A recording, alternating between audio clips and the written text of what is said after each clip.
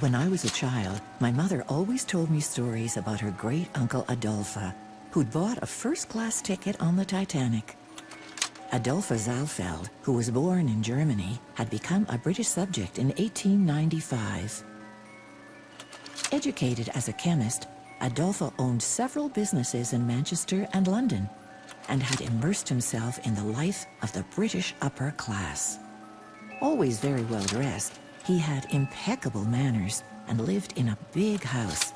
He married Gertrude, who was 12 years his senior, and had a beautiful car and a chauffeur named Patch. Each year, Patch drove him to Monte Carlo, and there he stayed for 3 months, seeking out the essential oils used in creating perfumes for his clients. It was 1912, and Adolphe had big ideas for his own perfume business.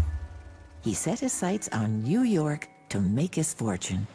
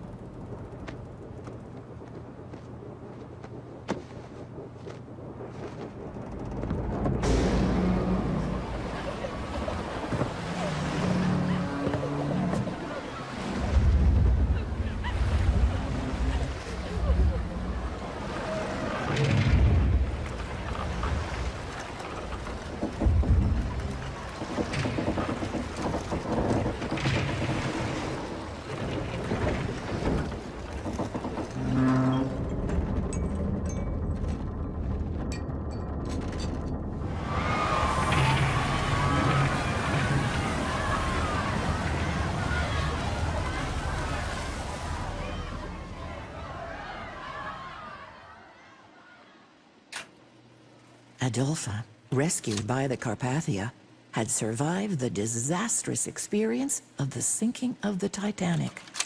You'd think he'd get a hero's welcome on his return to England, but that was not the case. He died at the relatively young age of 61. My mother told me that on his return he had trouble sleeping. His chauffeur, Patch, would have to drive him through the dark streets of London for hours, and it was only then that he would at last fall asleep. The other thing that was most painful was that he was shunned for having survived. It was thought that only the women and children should have been saved. And because he was a man and a first-class passenger, it was thought disgraceful. If you survive something dreadful, you naturally expect people to be pleased for you. But that's not always the case.